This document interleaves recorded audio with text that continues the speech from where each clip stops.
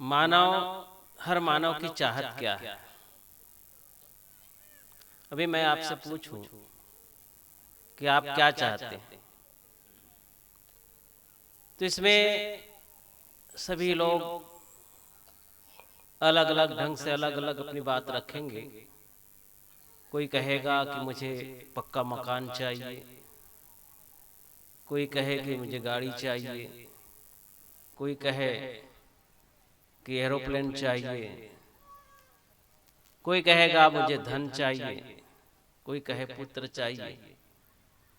अनेक तरह से लोग भिन्न भिन्न ढंग से बातें रखते हैं, पर इसके मूल में क्या है? धन क्यों चाहिए?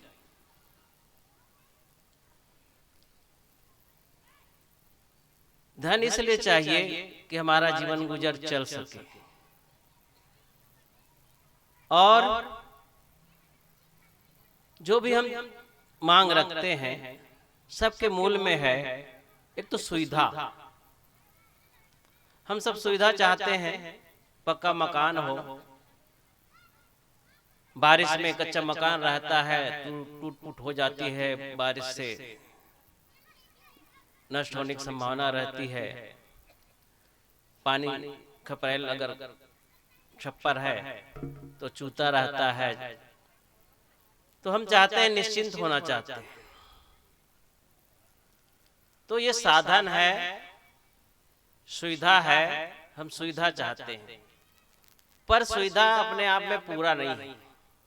केवल सुविधा मिल जाए, बहुतों को सुविधा प्राप्त है, उनके घर गाड़ी है, पक्का मकान है, मोबाइल है, टीवी है, जो दुनिया की सुविधाएं हैं उनको प्राप्त है। पर क्या वे सचमुच में उनकी मांगे पूरी हो गई? क्या उन्हें शांति मिल गई? क्या वे सुखी हो गए? लोग सुख शांति की बात नहीं कहेंगे, सब कोई धन दौलत इसकी बात समझ में आती है। कोई नहीं कहता कि मुझे सुख चाहिए, शांति चाहिए। और मूल में चाहना तो वही है, मूल तो वही है। हर आदमी की मांग सुख ही है। ये जितने भी चीजें चाहिए वो सुख के लिए ही है। पर सुविधा और सुख के अंतर को भी समझने की आवश्यकता है। सुविधा शरीर तक के लिए है, शरीर के लिए है, पर सुख किसको चाहिए? शरीर सुख शरीर को नहीं चाहिए, इसके अतिरिक्त और कोई चीज है जिसको सुख चाहिए। मैं ज्यादातर आदमी अपने को शरीर मानता है। हम भी मानते थे, जब तक संतों का सानिध्य नहीं मिला था तो हमें भी ऐसा लगता था कि मैं शरीर हूं। पर यह सच्चाई नहीं। आज समझ में बात आई कि मैं शरीर नहीं हूं। शरीर को मैं मानना ये दुनिया का सबसे बड़ा पाप है। ऐसा कहा गया। शरीर से मैं पृथक हूं, इसलिए मैं कहता भी हूं शरीर अगर पृथक ना होता, जो पृथक की वस्तु है उसके साथ मैं संबंध जोड़ लेता हूं। जैसे कि माइक, इसको मेरा माइक कह सकता हूं, या अमुक का माइक है ऐसा कह सकता हूं। मेरा ये कपड़ा है, मेरा ये घर है, पर मैं और मेरा घर मैं नहीं हूं। मैं अपने शरीर के लिए भी ऐसा ही प्रयोग करता हूं। मेरा शरीर है, मेरे हाथ में दर्द है, मेरे शरीर में दर्द है। तो मैं और मेरा ये दो चीज है। ये बिल्कुल सिंपल बात है, सहज बात है, समझ में आने वाली बात है। ये बात स्पष्ट हो जाए कि मैं और मेरा ये अलग अलग वस्तु है। मैं शरीर नहीं, शरीर मैं नहीं। इस भेद को हम अच्छी तरह से समझ जाएं तो जो सुविधा को हम सुख मान रखे हैं वो गलत हो जाता है। क्योंकि सुविधा शरीर के लिए हमें पूरा जीवन लगा देते हैं सुविधा के लिए, और सुख का हमें अता पता नहीं होता। सुख ये हमारा मन है, ये सुख चाहता है। मन की आवश्यकता पूरी नहीं होती है तो हम दुखी होते हैं। लेकिन इस भेद को नहीं समझने के कारण हम पूरा जीवन बाहरी धन दौलत में ही बिता देते हैं। और अभी हम सुन रहे थे भजन के माध्यम से कि उस पार जाने की बात कहते हैं। इस पार तो है, इस पार की दुनिया से परिचित है और यहाँ सुख मिला नहीं। और ये भी देखने में आ रहा है जिन जिन चीजों से, संसार की चीजों से हमने नाता जोड़ा, जिन्हें अपना माना, हमें दुख कहाँ से मिलता है? जिन्हें हम अपना मानते हैं दुख वहीं से मिलता है। क्यों? जिन्हें हम अपना मानते हैं, दुनिया की जो चीजें हैं वो कैसा है? एक तो नश्वर है। अगर मानव है जिसे हम अपना मानते हैं तो उसका अपना मन है, उसका मन है, अपना मन है, वो अपने ढंग से चलेगा। जैसे मैं अपना चाहता हूं मेरा मन को कोई छेड़े ना, मुझे मैं जैसा करना चाहता हूं, चलना चाहता हूं, उसमें कोई व्यवधान न डाले। और हम दूसरे से अपेक्षा रखते हैं कि दूसरा मेरे अनुसार चले। वो भी तो ऐसे सोचता है कि मुझे स्वतंत्रता चाहिए। हर आदमी को स्वतंत्रता पसंद है, वो भी अपने मन के अनुसार चलना चाहता है और हम सोचते हैं वो मेरे मन के अनुसार चले। दुख यही है, पीड़ा यही है।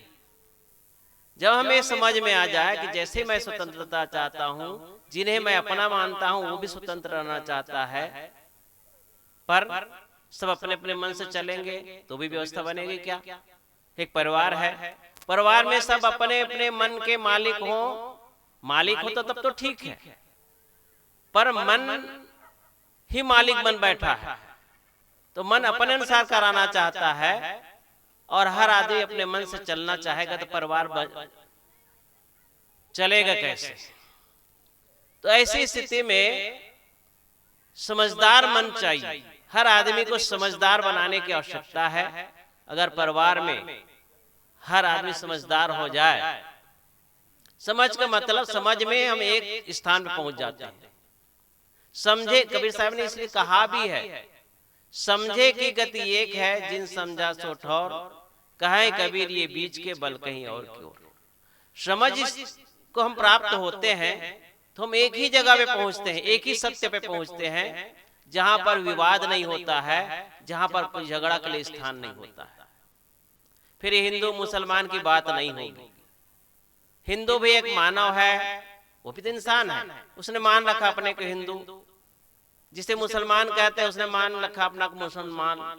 दोनों मान्यताओं में बंधा हुआ है, बंधे हुए जीव। इसलिए बंधा हुआ है तो बंधा हुआ व्यक्ति सही काम नहीं कर सकता। जो आदमी बंधा हुआ है, जो किसी मान्यताओं में बंधा हुआ है, उन्हें सच्चाई दिख नहीं सकता है। इसलिए मान्यताओं से ऊपर उठने की जरूरत है और ये समझ में आ जाए कि ये मान्यता है और मैं मान्यता से ग्रसित हूं। अगर उसे दिख गया तो निश्चित है वो मान्यता से ऊपर उठ जाएगा, फिर एक मानव के रूप में अपने को देखेगा और सबके साथ सुंदर बर्ताव करेगा। तो उस समझ को हमें प्राप्त करना है और इसके लिए एक आधार मात्र सत्संग है। और वैसे तो हर आदमी के भीतर वो ज्ञान शक्ति है, ज्ञान तत्व है। वो बस सोचना शुरू करे, समझना शुरू करे तो आसपास उस समझने के योग्य व्यक्ति भी मिल जाएंगे, समझाने योग्य व्यक्ति भी मिल जाएंगे। और जब हम चिंतन करते हैं, एक दूसरे के साथ तर्क वितर्क करते हैं तो उसमें सत्य उजागर होता ही है और समझदारी आती ही है। अगर हमारे समझने के लिए एक तत्परता हो और जब हम मान लेते हैं तो हम इस प्रकार से जो हमारे अंदर जो खोजी मन है उसकी हत्या हो जाती है, उसकी मौत हो जाती है, जिज्ञासा का अंत हो जाता है।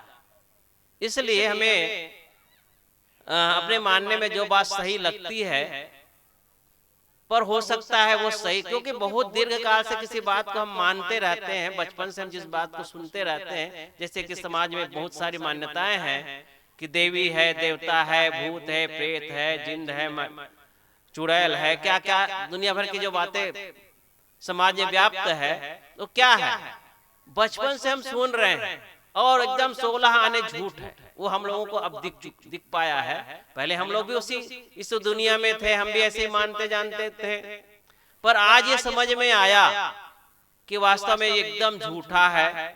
तो ऐसे आपको भी लग सकता है, आप भी इस स्थिति तक पहुंच सकते हैं और आपको दिखने लगेगा कि वास्तव में एकदम इसका कोई आधार नहीं है। मानव दुनिया में सर्वश्रेष्ठ प्राणी है, यही इसी में देवता है और इसी में दानव है, इसी में राक्षस है। इसके अतिरिक्त और कहीं किसी लोक में नहीं है, कहीं कोई स्वर्ग लोक और नर्क लोक नहीं है। नर्क और स्वर्ग लोक यही दुनिया है। हमारे अंदर में नर्क बसते हैं और स्वर्ग भी हमारे अंदर बसते हैं, वो हमारे मन में बसते हैं। हम समझने की स्थिति में जाते हैं, सत्संग करते हैं, चिंतन मनन करते हैं, तो सारी यथार्थता का हमें बोध होता है और जब साफ साफ देख पाते हैं तो भ्रम दूर हो जाता है। अभी हम मन के प्रकाश में देख रहे हैं, इसलिए भ्रम है। चंद्रमा के प्रकाश में भ्रम रहता है, ठूठ में चोर का भ्रम हो जाता है, रस्सी में सांप का भ्रम हो जाता है। चंद्रमा में प्रकाश है, पर कैसा है वो? अभी यहाँ बस रस्सी हम सब देख पाते हैं तो समझ लेते हैं कि रस्सी है, सांप का भ्रम नहीं होता है। ऐसे ही हमारे मन के प्रकाश में हम जी रहे हैं तो हमें भ्रम होता है। आत्मा के प्रकाश में अगर हम पहुंच जाए, आत्मा से हमारे आत्मा में ज्ञान उद्घाटित हो जाए और उसके प्रकाश में हम देखने लगेंगे, तो समझ में आता है कि सब भ्रम ही भ्रम है। उस भ्रम से हम उठ पाते हैं।